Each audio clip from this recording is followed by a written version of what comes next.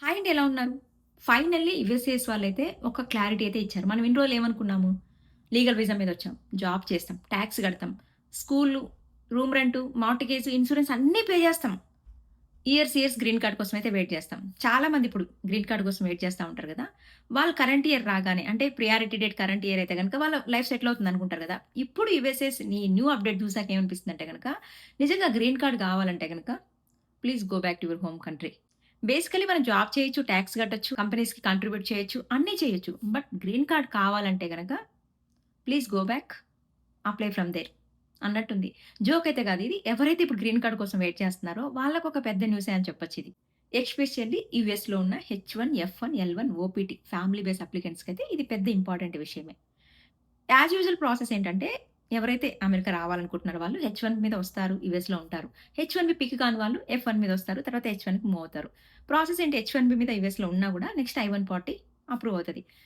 As usual వాళ్ళు ఏం చేస్తారంటే, ఏదో ఒక year current year priority date ఇస్తారు గదా! ఆ డేట్ అయితే గనక I-485 ఫైల్ చేసి గ్రీన్ కార్డ్ తీసుకుంటారు. ఇప్పుడు యూఎస్‌ఏస్ న్యూ పాలిసీ మెమో ప్రకారము చాలా మందికి ఒక డౌట్ అయితే క్లారిటీ ఉంది. ఇకపై గ్రీన్ కార్డ్ యూఎస్‌లో ఉండి అప్లై చేయలేమా? I-485 ఫైల్ చేసి గ్రీన్ కార్డ్ తీసుకుంటాం గదా! ఇప్పుడది కష్టమవుతుందా?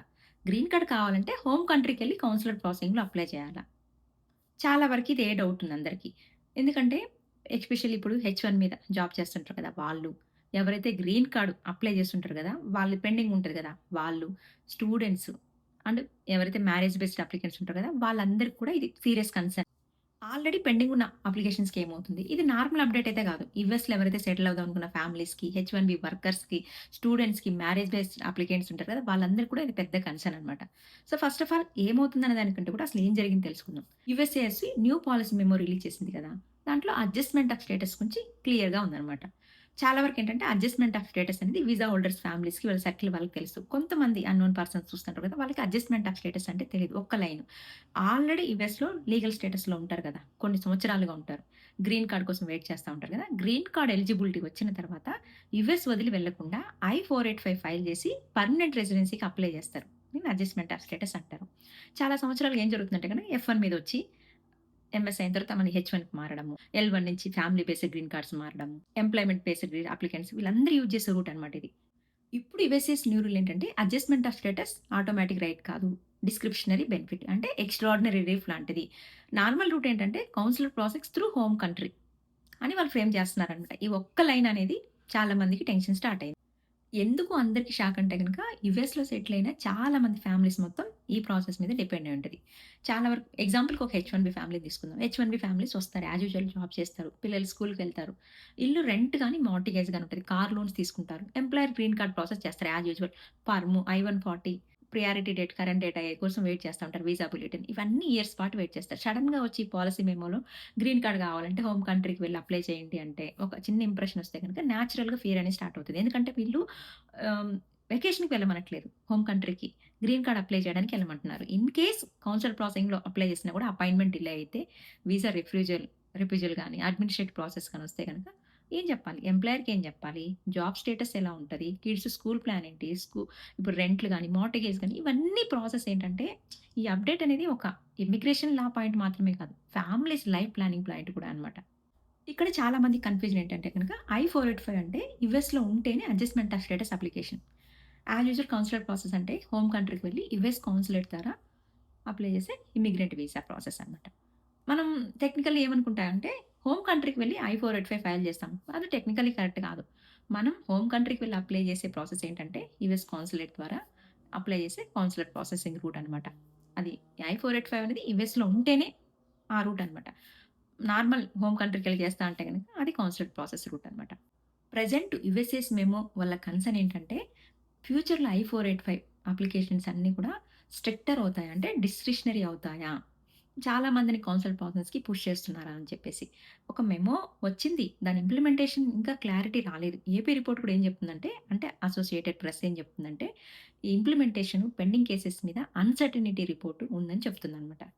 అసలు ఎవరెవరు ఎఫెక్ట్ అవుతారంటే గనక హెచ్-1బీ వర్కర్స్, ఎఫ్-1 students, later moving to green card route, ఎల్-1 ఎంప్లాయీస్, ఓ-1 applicants, marriage based applicants, family base applicants, employ basement applicants ఎవరైతే ఇప్పుడు I-140 అప్రూవర్ ఉంటారో వాళ్ళు, ప్రియారిటీ డేట్ కోసం వెయిట్ చేస్తున్న ఫ్యామిలీస్. ఇక్కడ సీరియస్ థింగ్ ఏంటంటే, అందరికి గ్రీన్ కార్డ్ క్యాన్సిల్ అవుతుందనేది కరెక్ట్ కాదు. రిపోర్ట్స్ ప్రకారం ఏం చెప్తుందంటే ఒక పాలిసీ మెమో రిలీజ్ అయింది. అంతేగాని ఇంప్లిమెంటేషన్ డీటెయిల్స్ ఇంకా యాక్టివ్ కాలేదు. ఐ మీన్ లైక్ క్లారిటీ ఇవ్వలేదు దాని గురించి. సో, యూఎస్ఎస్ రూల్ ప్రకారం ఏంటంటే గనక ఇంతకుముందు అడ్జస్ట్‌మెంట్ ఆఫ్ స్టేటస్ అనేది ఆటోమేటిక్ రైట్ ఉంది. ఇప్పుడు అలా కాకుండా ఆటోమేటిక్ రైట్ కాకుండా డిస్క్రిప్షనరీ బెనిఫిట్ అంటే ఎక్స్ట్రార్డినరీ రిలీఫ్‌గా ట్రీట్ చేస్తున్నానని చెప్తుంది.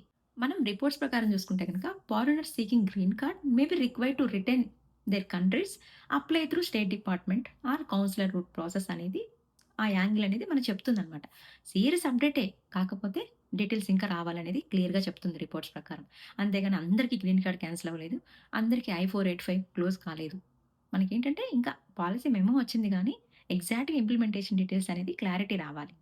నెక్స్ట్ వచ్చేసి చాలామంది ఇప్పుడు already priority date, current date అయితే గనక లైఫ్ సెటిల్ అవుదాం అనుకోని కొంతమంది ఆల్రెడీ ఫైల్ చేసుంటారు. వాళ్ళ పరిస్థితి ఏంటి? పెండింగ్ ఉన్న I-485 వాళ్ళ పరిస్థితి ఏంటి? కొంతమంది బయోమెట్రిక్ ఎళ్ళేసి వచ్చుంటారు వాళ్ళు. ఇంటర్వ్యూలు షెడ్యూల్ చేసుంటారు వాళ్ళు. కొంతమందికి ఈఏడీ వచ్చుంటది కదా! వాళ్ళ పరిస్థితి ఏంటంటే రిపోర్ట్స్ ప్రకారం ఇంకా ఇంప్లిమెంటేషన్ టైమ్ లైన్ అనేది ఇంకా క్లారిటీ లేదు. ఇంకా పెండింగ్ కేసెస్ మీద ఎఫెక్ట్ అన్‌క్లియర్‌గా ఉంది. మనకి క్లియర్‌గా చెప్తుంది. మీకేదైనా కేస్ పెండింగ్ ఉంటే గనక ఓన్ డెసిషన్ తీసుకోకుండా అటార్నీతో మాట్లాడండి. అన్నెసెసరీగా ట్రావెల్ చేయకండి. ఎందుకంటే ఇదంతా కూడా అడ్వాన్స్డ్ పేరోలు, హెచ్-1బీ స్టాంపింగు, ఏడీయూస్ one by one case by case dependent ఉంటది కాబట్టి, ఇవన్నీ కూడా మీ ఓన్‌గా ప్లాన్ తీసుకోకుండా అటార్నీతో మాట్లాడి స్టెప్ బై స్టెప్ చేయండి.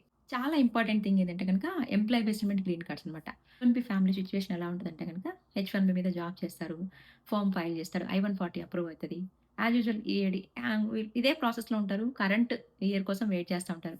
ఎప్పుడైతే ప్రియారిటీ డేట్ కరెంట్ అయితే గనక వాళ్ళ లైఫ్ సెటిల్ అవుదాం అనుకున్న మూమెంట్‌లో ఇలాంటిది ఒక సిట్యుయేషన్ కౌన్సిల్ ప్రాసెసింగ్ అనేది మ్యాండేటరీ లాగా చేస్తే గనక ప్రాక్టికల్ టెన్షన్ చాలా ఉంటాయి. ఇప్పుడేంటి కౌన్సిల్ ప్రాసెసింగ్ మ్యాండేటరీ చేస్తే గనక ఇండియా వెళ్లి అప్లై చేయాలనుకుంటారు. ఇండియా వెళ్తే అది 1 మంత్‌లో అయ్యే ప్రాసెస్సా? ఎంప్లాయర్ లీవ్ ఇస్తాడా? ఒకవేళ 1 మంత్ కాకపోతే 6 మంత్స్ పడితే ఎంప్లాయర్ అప్పటిదాకా ఒప్పుకుంటాడా? జాబ్ అనేది సేఫ్ ఉంటదా? ఇవన్నీ గూడా అంటే ప్రాక్టికల్ టెన్షన్స్ ఒకదానికొకటి ఇంటర్ రిలేటెడ్ ఉంటాయి. మనకి ఇదొస్తది, ఇదొస్తదని చెప్పలేం. ఆ సినారియోకెళ్తే మనం ఇండియా వెళ్లి ఇక్కడ మొత్తం క్లోజ్ చేసేసుకొని ఇండియా వెళ్లి మనం అప్లై చేస్తే గనక మన సినారియో ఎట్లుంటది? ఇక్కడ ఇమిగ్రేషన్ ఆగిపోవచ్చు. ఏమైనా ప్రాబ్లమ్ రావచ్చు. ప్రీవియస్‌గా హిస్టరీలో ఏమైనా ప్రాబ్లమ్ ఉండొచ్చు. ఇప్పుడు కాదిది. గత 10 సంవత్సరాలు, 15 సంవత్సరాల కింద మనది ఏంటి అనేది మొత్తం తీస్తారు గాబట్టి, ఆ స్టైల్‌లో మనకు తెలుసో, తెలియకో ఏమైనా చిన్న డీవే రిలేటెడ్ గాని ఏవున్నా గూడా మనకేంటంటే ఈ ప్రాసెస్‌లో బయటపడతది.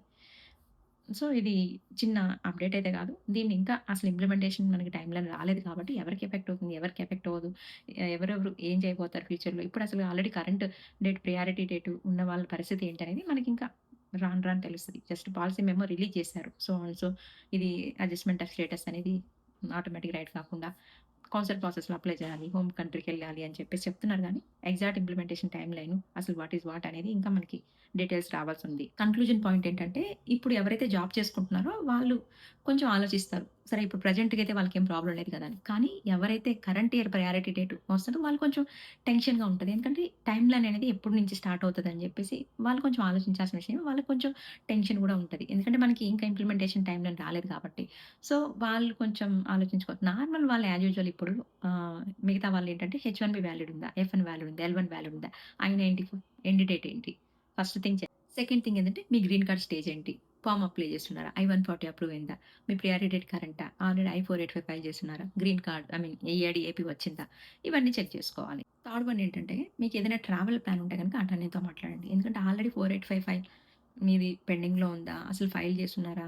అసలు ఏదైనా స్టాంపింగ్‌కెళ్ళాలంటే ఎంతవరకు తీసు కౌన్సిల్ ప్రాసెస్ డిలేస్ అసలు వాట్ ఈస్ ద ప్రాసెస్ అనేది స్టెప్ బై స్టెప్ మీరు అటార్నీని అడిగి తెలుసుకొని ఫాలో అవ్వండి. ఫోర్త్ వన్ వచ్చి సోషల్ మీడియా ఇప్పుడు ఈవెన్ మేము చెప్తున్న న్యూస్ కూడా చూసి జస్ట్ ఇది ఇన్ఫర్మేషన్ మాత్రమే అలాగా అనుకోని ఫాలో అవ్వండి. మీరేదైనా అఫీషియల్ లింక్సే ఫాలో అయ్యి డెసిషన్ అనేది తీసుకోండి. ఎంతవరకు అవేర్‌నెస్ అంటే ఎవరు కూడా ఇప్పుడు మేము ఓన్ అటార్నీస్ కాము. సో, చాలా వరకేంటంటే న్యూస్ ఛానెల్ గాని అట్లా తిప్పి తిప్పి చెప్తా ఉండేసరికి మనకి దాని ఫోకస్ అంతా దాని మీదే ఎళ్తది. అలా కాకుండా దాన్ని ఫిల్టర్ చేసి ఎంతవరకు చెప్పాలో అంతవరకే ఇన్ఫర్మేషన్ ఇస్తాం. బట్ మీరు రియల్‌గా లా గురించి తెలుసుకోవాలి, లా పాయింట్ వెళ్ళాలంటే గనుక అటార్నీ చెప్పిందే చేయాలి. అందుకే ఇమిగ్రేషన్ లా చాలా ఇంపార్టెంట్.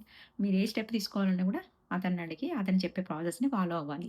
ఈ యూఎస్ ఇమిగ్రేషన్ సంబంధించి ఓన్ డెసిషన్స్ అనేది కరెక్ట్ కాదు. ఫైనల్‌గా చెప్పాలంటే చాలా వరకు గ్రీన్ కార్డ్ క్యాన్సిల్ అయిపోయిందని చెప్పడం కరెక్ట్ కాదు. అట్లని చెప్పి I-485 ఫైల్ క్లోజ్ అయిపోయిందనేది కరెక్ట్ కాదు.